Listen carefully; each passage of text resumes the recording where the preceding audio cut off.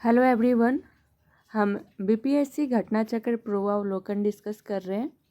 Topic है आधुनिक भारत का इतिहास।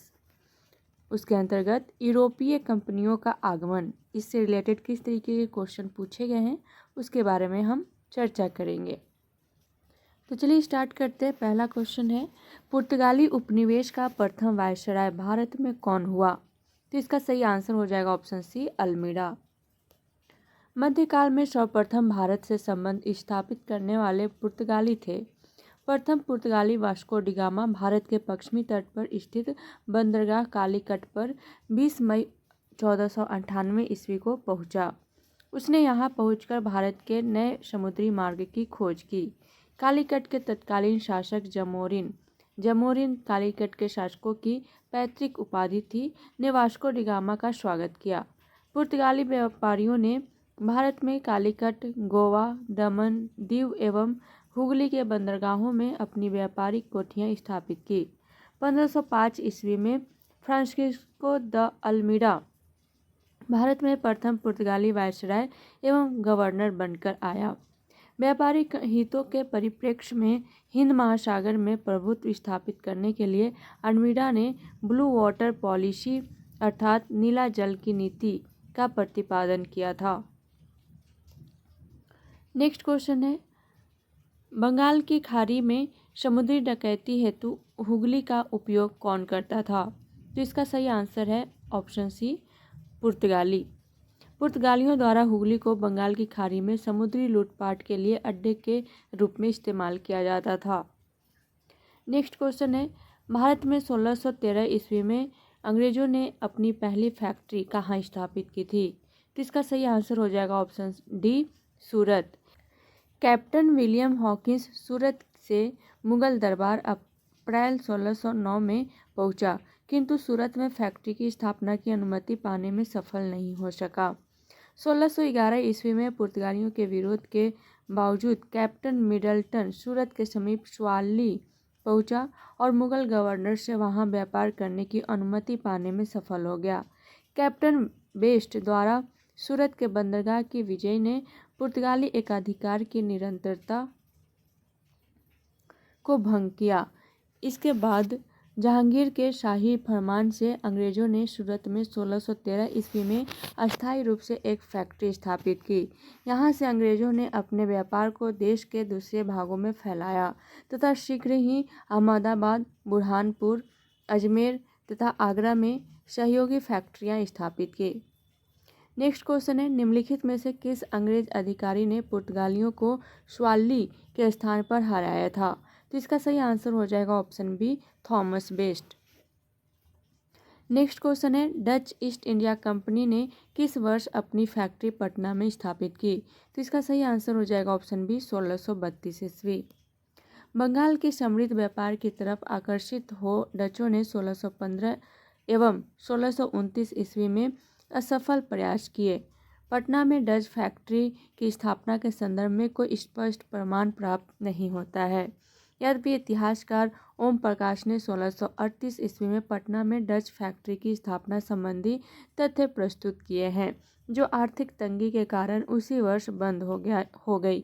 पटना डिस्ट्रिक्ट गजेटियर इतिहास की किसी मानक पुस्तक या अन्यत्र 1632 ईस्वी में पटना में डच फैक्ट्री की स्थापना का कोई प्रमाण हमें नहीं प्राप्त हो सका है, किंतु बिहार लोक सेवा आयोग द्वारा निरंतर यह प्रश्न पूछा जाता है और आयोग इसका उत्तर 1632 ईस्वी मानता है। इस अप्रमाणित स्रोत में यह प्राप्त होता है कि सर्वप्रथम डचों ने पटना कॉलेज की उत्तरी इमारत में 1632 ईस्वी में डच फैक्ट्री की स्थापना की। इनकी रुचि सूती वस्त्र, चीनी, सोडा, अफीम आदि से संबंधित व्यापार में थी। नेक्स्ट क्वेश्चन है, डच ईस्ट इंडिया कंपनी ने किस वर्ष पटना में अपना कारखाना स्थापित किया? तो इसका सही आंसर हो जाएगा ऑप्शन सी, 1632 ईस्वी। नेक्स्ट क्वेश्चन है, निम्नलिखित में से प्रथम कर्नाटक युद्ध का कौन सा तात्कालिक कारण था? ऑप्शन ए है अंग्रेज और फ्रांसीसियों के बीच प्रतिद्वंद्विता। ऑप्शन बी है ऑस्ट्रेलिया की राजगद्दी की जंग। ऑप्शन सी है कर्नाटक की राजगद्दी का मसला। ऑप्शन डी है अंग्रेजों द्वारा फ्रांसीसी जहाज़ों का अधिग्रहण। तो इसका सही आंसर हो जाएगा ऑप्शन डी, अंग्रेजों द्वारा फ्रांसीसी जहाज़ों का अधिग्रहण। कर्नाटक का प्रथम युद्ध 1746 से 48 ऑस्ट्रेलिया के उत्तराधिकार युद्ध जो 1740 ईस्वी में आरंभ हुआ था का विस्तार मात्र था। ब्रिटिश सरकारों की आज्ञा के विरुद्ध ही दोनों दलों अंग्रेज व फ्रांसीसी में 1746 ईस्वी में युद्ध प्रारंभ हो गया। अंग्रेज कैप्टन बर्नेट के नेतृत्व में अंग्रेजी सेना द्वारा कुछ फ्रांसीसी जहाज़ों पर अधिकार कर लेना युद्ध का तात्कालिक कारण था। प्रथम कर्नाटक युद्ध के समय ही कर्नाटक के नवाब अनवरुद्दीन ने महफूज खां के नेतृत्व में सेना को फ्रांसीसियों पर आक्रमण करने के लिए भेजा। कैप्टन पैराडाइज के नेतृत्व में फ्रांसीसी सेना ने अड्यार नदी पर स्थित सेंट थोमे नामक स्थान पर नवाब को पराजित किया। युद्ध में युद्ध बंद होते ही कर्नाटक का प्रथम युद्ध समाप्त हो गया। एक्सला-शापेल की संधि 1748 ईस्वी से ऑस्ट्रेलिया के उत्तराधिकार का युद्ध समाप्त हो गया तथा मद्रास अंग्रेजों को पुनः प्राप्त हो गया। कर्नाटक का प्रथम युद्ध सेंट थोमे के युद्ध के लिए स्मरणीय है। नेक्स्ट क्वेश्चन है 1760 का प्रसिद्ध वांडी वर्ष का युद्ध अंग्रेजों द्वारा किसके खिलाफ लड़ा गया? तो इसका सही आंसर हो जाएगा ऑप्शन ए, फ्रांसीसी। वांडी वर्ष का युद्ध जनवरी 1760 में अंग्रेजों तथा फ्रांसीसियों के मध्य हुआ था। युद्ध में फ्रांसीसी पराजित हुए। अंग्रेजी सेना का नेतृत्व सर आयरकुट ने, जबकि फ्रांसीसी सेना का नेतृत्व काउंट डी लाली ने किया था। नेक्स्ट क्वेश्चन है उस क्षेत्र की पहचान करें जहां से यूरोपवासियों को सर्वोत्तम सोडा और अफीम प्राप्त होता था। तो इसका सही आंसर हो जाएगा ऑप्शन ए, बिहार। यूरोपवासियों को सर्वोत्तम सोडा और अफीम बिहार से प्राप्त होता था। नेक्स्ट क्वेश्चन है अंग्रेजी शासन काल में भारत का कौन सा क्षेत्र अफीम उत्पादन हेतु प्रसिद्ध था? ऑप्शन है ए, बिहार। ऑप्शन बी है दक्षिणी भारत। ऑप्शन सी है गुजरात। ऑप्शन डी है असम। तो इसका सही आंसर हो जाएगा ऑप्शन ए, बिहार। अंग्रेजी शासन काल में बिहार अफीम उत्पादन हेतु प्रसिद्ध था। नेक्स्ट क्वेश्चन है भारत, चीन और इंग्लैंड के बीच त्रिकोणीय व्यापार का मुख्य आर्थिक आधार क्या था? तो इसका सही आंसर हो जाएगा ऑप्शन बी, अफीम। भारत, चीन और इंग्लैंड के मध्य व्यापार का मुख्य आधार अफीम, चाय और कपड़ा था। ब्रिटिश ईस्ट इंडिया कंपनी ने भारत, मुख्य रूप से बंगाल और बिहार में अफीम का उत्पादन किया तथा चीन से व्यापार असंतुलन को दूर करने के लिए अफीम का चीन में निर्यात किया। क्योंकि ब्रिटेन को चीन से चाय, चीनी मिट्टी के बर्तन और रेशम की अधिक आवश्यकता थी, अतः विकल्पानुसार अफीम भारत, चीन और इंग्लैंड के बीच व्यापार का मुख्य आर्थिक आधार था। नेक्स्ट क्वेश्चन है सूची 1 को सूची 2 से सुमेलित कीजिए। फर्स्ट सूची में दिया हुआ है खोजकर्ता एंड सेकंड सूची में जन्म स्थान दिया हुआ है। तो आपको बताना है क्रिस्टोफर कोलंबस का जन्म स्थान कहाँ था। तो क्रिस्टोफर कोलंबस का जन्म स्थान था इटली। ठीक है। जैक्स कार्टियर का जन्म स्थान फ्रांस। सर फ्रांसिस ड्रेक का जन्म स्थान United Kingdom and Ferdinand Magellan का जन्म स्थान पुर्तगाल। तो इस तरीके से ए का 3, बी का 4, सी का 2 एंड डी का 1। ऑप्शन ए इसका सही आंसर हो जाएगा। खोजकर्ता जन्म स्थान क्रिस्टोफर कोलंबस इटली। ठीक है। Jacques Cartier France, sir Francis Drake United Kingdom and Ferdinand Magellan पुर्तगाल। नेक्स्ट है ईस्ट इंडिया कंपनी और बंगाल के नवाब, इससे रिलेटेड क्वेश्चन है। पहला क्वेश्चन है बक्सर की लड़ाई के बाद किस संधि पर हस्ताक्षर किए गए? तो इसका सही आंसर हो जाएगा ऑप्शन बी, इलाहाबाद। बक्सर की लड़ाई अक्टूबर 1764 मीर कासिम, अवध के नवाब शुजाउद्दौला एवं मुगल सम्राट शाह आलम द्वितीय की संयुक्त सेना तथा अंग्रेजों के मध्य हुई। युद्ध में अंग्रेज विजयी रहे। ब्रिटिश सेना का नेतृत्व हेक्टर मुनरो ने किया था। इस युद्ध की समाप्ति पर इलाहाबाद की संधि 1765 ईस्वी हुई। यह संधि मुगल बादशाह शाह आलम द्वितीय बंगाल के नवाब मीर कासिम तथा अवध के नवाब शुजाउद्दौला के मध्य हुई थी।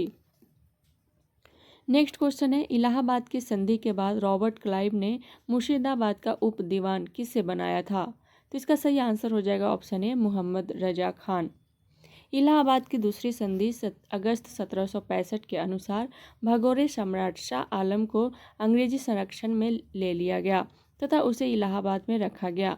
शाह आलम द्वितीय ने अपने 12 अगस्त 1765 के फरमान द्वारा कंपनी को बंगाल, बिहार, उड़ीसा, वर्तमान में ओडिशा की दीवानी स्थायी रूप से दे दी, जिसके बदले कंपनी सम्राट को 26 लाख रुपए देगी तथा निजामत के व्यय के लिए 53 लाख रुपए देगी। इस समय कंपनी सीधे कर संग्रह करने का भार तो लेना चाहती थी और न ही उसके पास ऐसी क्षमता थी।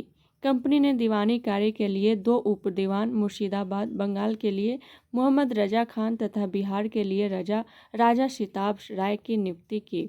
मोहम्मद रजा खान उप नाजिम के रूप में कार्य करते थे। इस प्रकार समस्त दीवानी तथा निजामत का कार्य भारतीयों द्वारा ही चलता था, यद्यपि उत्तरदायित्व कंपनी का था। नेक्स्ट क्वेश्चन है, सम्राट शाह आलम द्वितीय ने ईस्ट इंडिया कंपनी को बंगाल, बिहार तथा उड़ीसा की दीवानी प्रदान की। कब की थी? और इसका सही आंसर हो जाएगा ऑप्शन ए, 12 अगस्त 1765।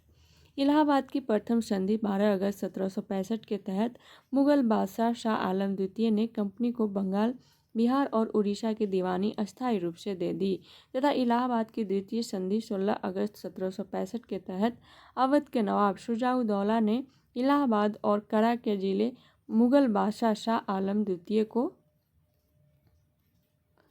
देने का वादा किया। इस समय Robert Clive east India company की तरफ से बंगाल का गवर्नर था। शाह आलम द्वितीय का संपूर्ण जीवन आपदाओं से ग्रस्त रहा। उसे 1788 ईस्वी में अंधा कर दिया गया। शाह आलम द्वितीय के समय में 1803 ईस्वी में दिल्ली पर अंग्रेजों का अधिकार हो गया। शाह आलम द्वितीय तथा उसके 2 उत्तराधिकारी अकबर द्वितीय 1806 से 37 ईस्वी और बहादुर शाह द्वितीय 1837 से 57 ईस्वी ईस्ट इंडिया कंपनी के पेंशन भोगी मात्र बनकर रहे। नेक्स्ट क्वेश्चन है, द्वैत शासन का जनक किसे माना जाता है? तो इसका सही आंसर हो जाएगा option D, sir Lionel Curtis. Sir Lionel Curtis को द्वैत शासन का जनक माना जाता है। इसमें दीवानी और विजारत कानून व्यवस्था की जिम्मेदारी अलग कर दी गई थी। नेक्स्ट क्वेश्चन है, बंगाल में द्विशासन प्रणाली किसके द्वारा लागू की गई? तो इसका सही आंसर हो जाएगा ऑप्शन सी, रॉबर्ट क्लाइव। द्वैत शासन की शुरुआत बंगाल में क्लाइव के समय में 1765 ईस्वी में हुई थी। वॉरेन हेस्टिंग्स के कार्यकाल में 1772 ईस्वी में कोर्ट ऑफ डायरेक्टर्स ने दोहरी शासन प्रणाली को समाप्त करने का निर्णय लिया तथा कलकत्ता परिषद एवं उसके प्रधान को आज्ञा दी कि वे स्वयं दीवान बने और बंगाल, बिहार तथा उड़ीसा के प्रबंध को अपने हाथ में ले ले। वॉरेन हेस्टिंग्स ने दोनों उपदीवानों मोहम्मद रजा खान और राजा सिताब राय को पदच्युत कर दिया। नेक्स्ट क्वेश्चन है, अंग्रेजों ने भारत पर लंबे समय तक राज्य कैसे किया? तो इसका सही आंसर हो जाएगा ऑप्शन सी, बांटो और राज करो की नीति के कारण। अंग्रेजों द्वारा भारत पर लगभग 200 वर्षों से अधिक समय तक राज करने का प्रमुख कारण बांटो और राज करो की नीति थी। नेक्स्ट क्वेश्चन है, किसने बंगाल में महलवारी बंदोबस्त प्रणाली की शुरुआत की? ऑप्शन ए है लॉर्ड हेस्टिंग्स, ऑप्शन बी है लॉर्ड कॉर्नवालिस, ऑप्शन सी है होल्ट मैकेंजी, ऑप्शन डी है उपयुक्त में से एक से अधिक, ऑप्शन ई है उपयुक्त में से कोई नहीं। तो इसका सही आंसर हो जाएगा ऑप्शन सी, होल्ट मैकेंजी। 1822 ईस्वी में होल्ट मैकेंजी ने बंगाल प्रेसिडेंसी के उत्तर पश्चिमी प्रांतों, इस क्षेत्र के अधिकांश भाग वर्तमान उत्तर प्रदेश में है, में भू राजस्व व्यवस्था की एक नई पद्धति महलवारी तैयार की। इस प्रणाली में मध्य प्रांत, पंजाब समेत ब्रिटिश भारत का लगभग 30% भूभाग शामिल था। महलवारी पद्धति में जमींदारी और रैयतवारी दोनों के तत्व शामिल थे। पूछे गए प्रश्न में बंगाल शब्द का प्रयोग किया गया है, जो कि त्रुटिपूर्ण है। यहाँ उसकी जगह पर बंगाल प्रेसिडेंसी शब्द का प्रयोग ज़्यादा उपयुक्त है, अतः विकल्प सी सत्य है। ठीक है। नेक्स्ट क्वेश्चन है, बंगाल प्रांत के साथ बिहार प्रांत को कब मिलाया गया? तो इसका सही आंसर हो जाएगा ऑप्शन सी 1733 ईस्वी। 1733 ईस्वी में बिहार सूबा का विलय बंगाल सूबा में किया गया। बंगाल के तत्कालीन नवाब शुजाउद्दौला ने बंगाल प्रांत को 4 भागों में बांटा। सेंट्रल डिवीजन, जिसमें मध्य, पश्चिमी और उत्तरी बंगाल का ही एक हिस्सा शामिल था। सेकेंड है ढाका डिवीजन, जिसमें पूर्वी एवं दक्षिण बंगाल शामिल थे। थर्ड है बिहार डिवीजन और फोर्थ है उड़ीसा डिवीजन। नेक्स्ट है क्षेत्रीय राज्य मैसूर एवं पंजाब से रिलेटेड क्वेश्चन। पहला क्वेश्चन है टीपू सुल्तान ने अपनी राजधानी बनाई। तो इसका सही आंसर हो जाएगा ऑप्शन ए श्रीरंगपट्टनम में। टीपू सुल्तान ने श्रीरंगपट्टनम में को अपनी राजधानी बनाया एवं यहाँ जैकोबिन क्लब की स्थापना की और उसका सदस्य बना। साथ ही उसने अपनी राजधानी में फ्रांस और मैसूर के मैत्री का प्रतीक स्वतंत्रता का वृक्ष रोपा। टीपू सुल्तान ने अपने समकालीन विदेशी राज्यों से मैत्री संबंध बनाने तथा अंग्रेजों के विरुद्ध उनकी सहायता प्राप्त करने के लिए अरब, कुश्तुनतुनिया, आधुनिक इस्तांबुल, काबुल और मॉरिशस में अपने दूतमंडल भेजे। नेक्स्ट क्वेश्चन है वर्ष में टीपू सुल्तान और ब्रिटिश ईस्ट इंडिया कंपनी के बीच मंगलुरु की संधि पर हस्ताक्षर किए गए थे।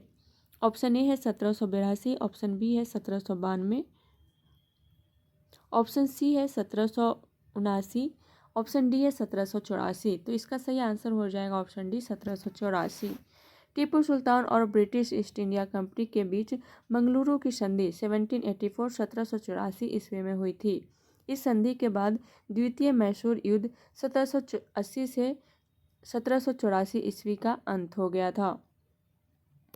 नेक्स्ट क्वेश्चन है अंग्रेजों ने श्रीरंगपट्टनम की संधि किसके साथ की थी? तो इसका सही आंसर हो जाएगा ऑप्शन सी टीपू सुल्तान। तृतीय आंग्ल मैसूर युद्ध 1790 से 92 ईस्वी का अवसान श्रीरंगपट्टनम की संधि मार्च 1792 द्वारा हुआ। इस संधि में अंग्रेजों की ओर से कॉर्नवालिस तथा मैसूर से टीपू सुल्तान शामिल थे। इसके अनुसार टीपू को अपने देश का लगभग 1/2 भाग अंग्रेजों तथा उनके साथियों को देना पड़ा। साथ ही युद्ध के हर्जाने के रूप में टीपू को 3 करोड़ रुपए अंग्रेजों को देना था। श्रीरंगपट्टनम की संधि में यह शामिल था कि जब तक टीपू 3 करोड़ रुपए नहीं देंगे तब तक उसके 2 पुत्र अंग्रेजों के कब्जे में रहेंगे। कॉर्नवालिस ने इसी संधि के बाद यह टिप्पणी की थी, हमने अपने शत्रु को प्रभावशाली ढंग से पंगु बना दिया है तथा अपने साथियों को भी शक्तिशाली नहीं बनने दिया।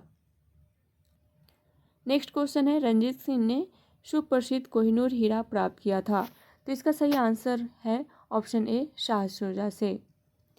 पंजाब अहमद शाह अब्दाली के साम्राज्य का भाग था, परंतु 1773 ईस्वी में उसकी मृत्यु के पश्चात मुल्तान, कश्मीर इत्यादि कुछ छोटे छोटे भागों को छोड़कर शेष पर सिख मिसलों का अधिकार हो गया।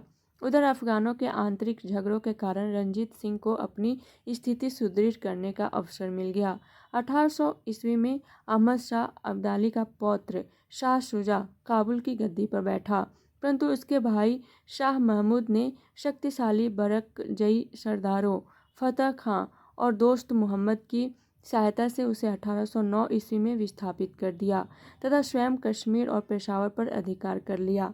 इसी अवसर पर शाह शुजा ने काबुल का राज्य प्राप्त करने के लिए रंजीत सिंह से सहायता मांगी और उन्हें कोहिनूर हीरा भेंट किया।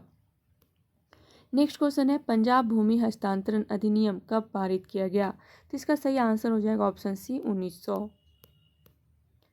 पंजाब भूमि हस्तांतरण अधिनियम वर्ष 1900 में पारित किया गया, जिससे कृषकों की भूमि का गैर कृषकों के पास हस्तांतरित होना समाप्त हो गया।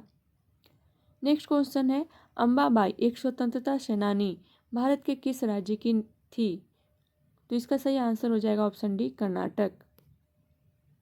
अंबाबाई का जन्म 1889 ईस्वी में तत्कालीन मैसूर राज्य अब कर्नाटक में एक रूढ़िवादी ब्राह्मण परिवार में हुआ था।